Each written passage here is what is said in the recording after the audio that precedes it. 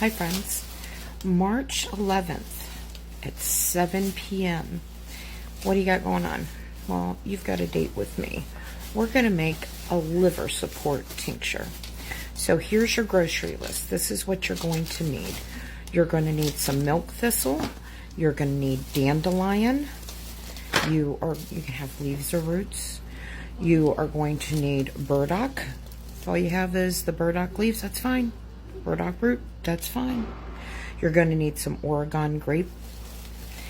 And you're going to need stinging nettle. Milk thistle, dandelion, burdock, Oregon grape, and stinging nettle. You need a jar with a lid. Let's get a quart jar. You've got 5 different herbs. Let's go with a quart jar. You need a high proof alcohol. I'd like to see you have 100 proof.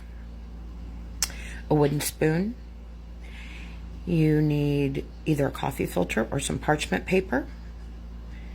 And you need to hop on at 7 o'clock, March 11th, and we'll do this. Research the herbs. If you don't want to use all those are fine. It's up to you. It's for your health, so you do what's good for you. I hope to see you there. I'm excited. Stay healthy, friends.